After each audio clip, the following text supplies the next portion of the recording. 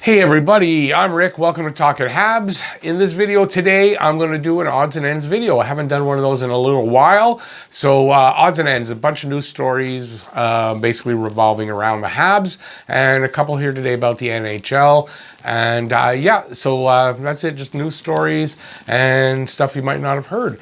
So before we get into that, if you are new to the channel and you're a Habs fan like I am and you want to see more videos like this, reviews, previews, I usually do a preview first, live cast, pregame shows, all kinds of different videos, all on the Habs, please subscribe down there. That'll get you your daily fix of Blue Blanc Rouge right here at Talking Habs. Let's get right into it. So first one is actually first to our NHL stories. So after 6 seasons with the Columbus Blue Jackets, John Tortorella won't be back next season, which is not a surprise, I don't think, to anybody. I remember talking about it a few times. About it. It almost looks like he's coaching and doing things like he wants to be gone next season. So yeah, he won't be back next season. He is Columbus Blue Jackets winningest coach. So yeah, not really a big surprise. And I imagine a guy like Laine must be really happy to hear that, right?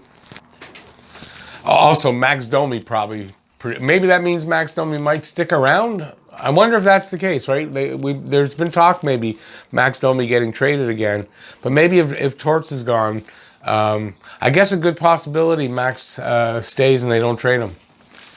Next up, Conor Mcdavid gets his 100th point in his 53rd game this season. I was talking with Jeff. If you know my channel, you know who Jeff is. I think it was last night. I think it was last night. And I said to him that I think kind of like the way Gretzky when he needed when he did 50 goals in 39 games and he needed 5 goals going into the 39th game and he got them. I said I kind of think he'll do that. He'll get these 4 points tonight, and he did. He got a goal and 3 assists. So yeah, McDavid got that. You see now, he's the 9th player to accomplish this. That's 100 points in 53 games. And then as a side note, Leon Draisaitl got his 500th career point as well. So a hell of a pair there. But McDavid, 100 points in 53 games. He's got 3 to go. I guess there was no doubt he was going to make it.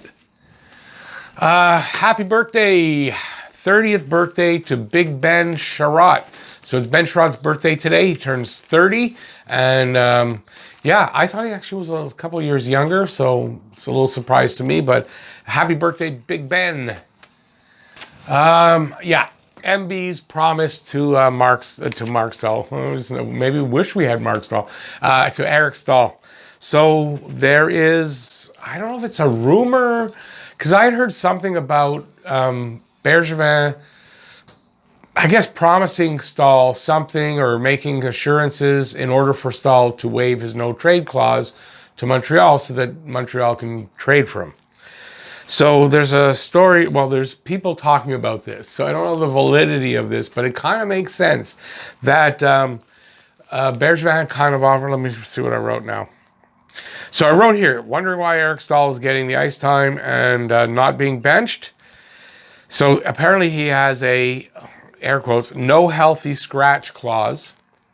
And Bergeron offered that to him in order to get Staal to waive his no trade clause. So apparently he promised him he would get minutes and not be scratched. And if you look at the way they're playing Staal, kind of looks like that, doesn't it? He should be benched. He should be playing less minutes, something, but he's not. And maybe that's why.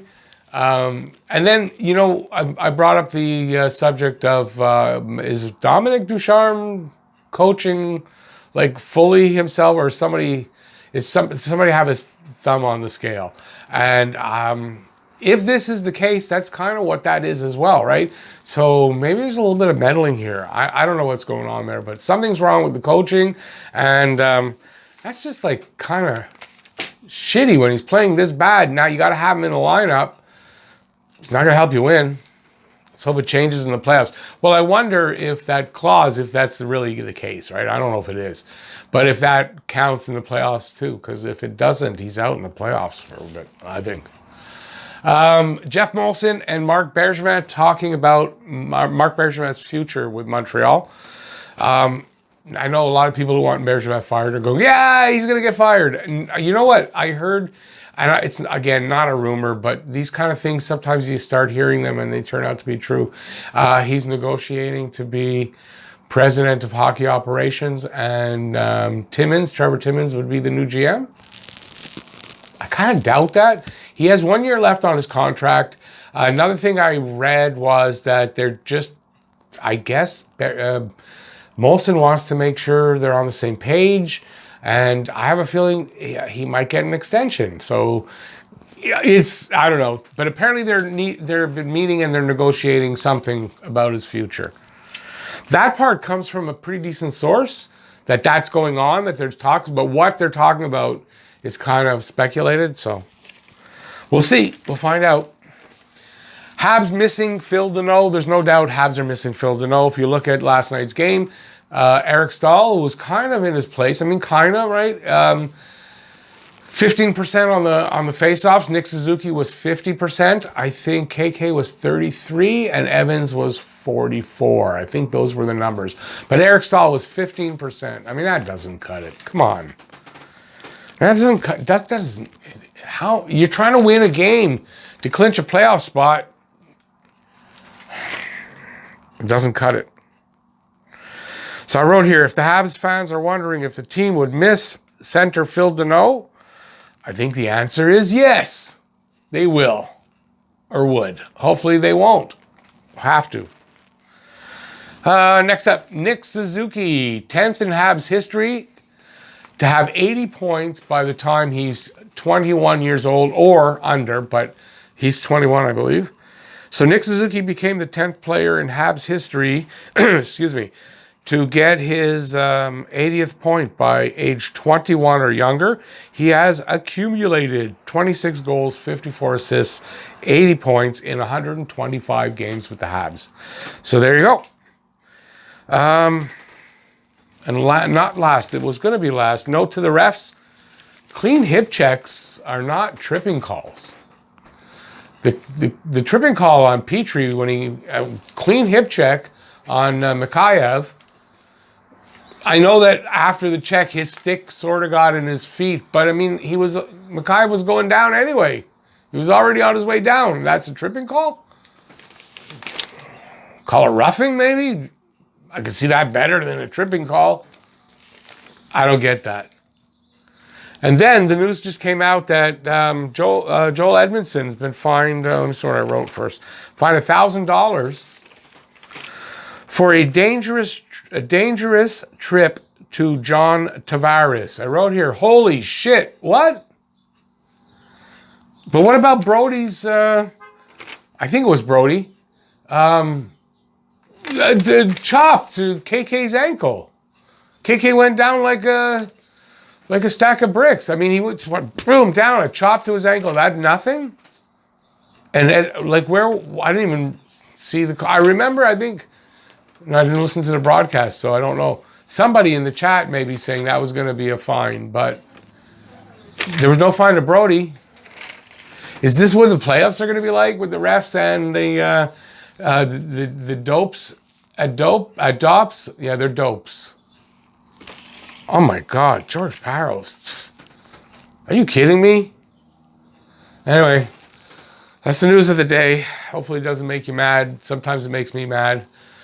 Some of the things I see where the NHL, the direction it's going, with everything that's been going on right now with Wilson, with stuff like this, with the hits that have been happening to Montreal and go unpunished over the last few seasons and nothing, and then a Toronto player, and it's a fine, where a Montreal guy gets his ankle almost broken from a stick, and there's nothing. Anyway, that's where the league is going, so it's becoming a real big shit show every year.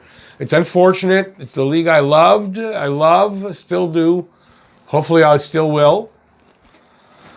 All right, let me know how you feel about that in the comment section. What do you think about that? A fine to Edmondson for a dangerous trip. You ever hear of that before? A dangerous trip to John Tavares, but no fine for a guy whacking a guy in the ankle, a chop to the ankle. I don't know. What do you think about that? Let me know in the comment section. Give a thumbs up if you like the video. And if you're new to the channel, please subscribe, ring that notifications bell. That'll get you your daily fix of Blue, Blanc, Rouge right here at Talkin' Habs. Thanks for watching, everybody. Please stay safe out there. And I will see you next video or next live stream or something. Peace out, y'all. Bye.